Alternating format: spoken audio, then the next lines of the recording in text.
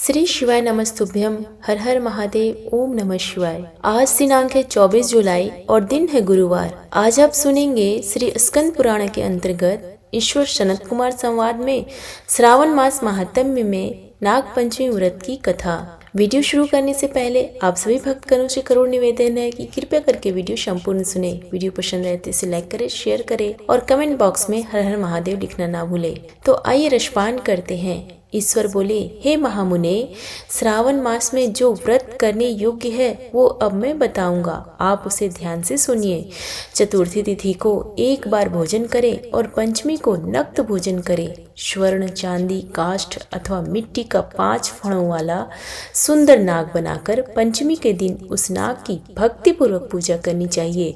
द्वार के दोनों ओर गोबर से बड़े बड़े नाग बनाए और दधि, शुभ, दुर्वाकुरों, कनेर, मालती, चमेली, चंपा के फूलों, गंधों, अक्षतों, धूपों तथा मनोहर दीपों से उनकी विधिवत पूजा करें। उसके बाद ब्राह्मणों को घृत, मोदक तथा खीर का भोजन कराएं। इसके बाद अनंत वासुकी, शेष पद्मनाभ, कंबल, करकोटक, अश्व, 8वां धृतराष्ट्र, शंखपाल, कालिये तथा तक्षक, इन सब नागकुल के अधिपतियों को तथा इनकी माता कद्रु को भी हल्दी और चंदन से दीवार पर लिखकर फूलों आदि से इनकी पूजा करें। उसके बाद बुद्धिमान को चाहिए कि वामी में प्रत्यक्ष नागों का पूजन करें और उन्हें दूध पिलाएं। घृत तथा शर्करा मिश्रित पर्याप्त दुग्ध उन्हें अर्पित करें।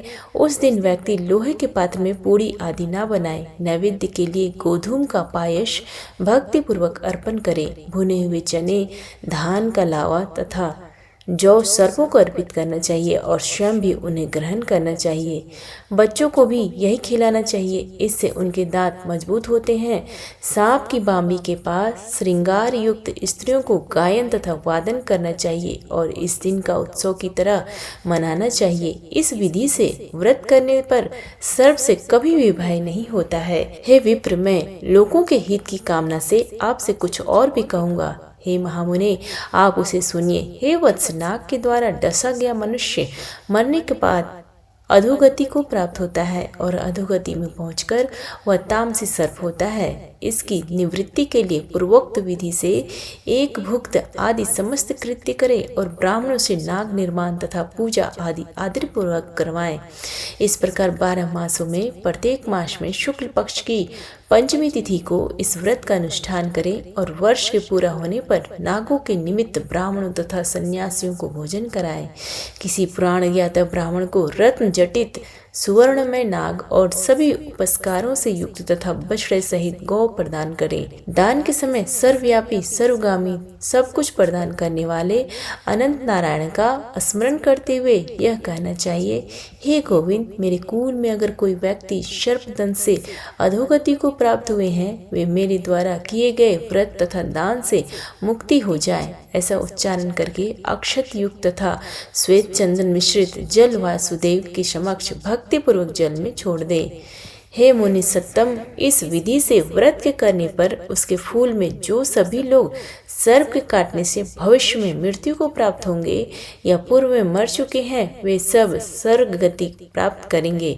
साथ ही हे कुल नंदन, इस विधि से व्रत करने वाला अपने सभी वंशजों का उद्धार करके अप्सराओं के द्वारा सेवित होता हुआ शिव सानिध्य प्राप्त करता है। जो मनुष्य वित्त 60 से रहित होता है वही इस व्रत का संपूर्ण फल प्राप्त करता है।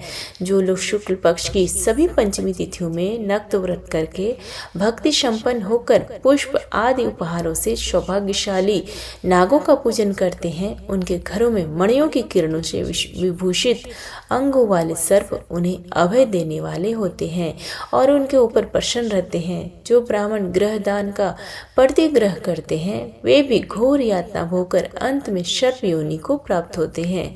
हे मुनिषत्तम, जो कोई भी मनुष्य नाग हत्या के कारण इस लोक में मृत संतानों वाले अथवा पुत्रहीन होते हैं और जो कोई मनुष्य स्त्रियों के प्रति कार्पण्य के कारण सर्प योनि में जाते हैं। कुछ लोग धरोहर रखकर उसे स्वयं ग्रहण कर लेते हैं, अथवा मिथ्या भाषण के कारण सर्प होते हैं, अथवा अन्य कारणों से भी जो मनुष्य सर्प योनि में जाते हैं, उन सभी के प्रायश्चित के लिए यह उत्तम उपाय कहा गया है।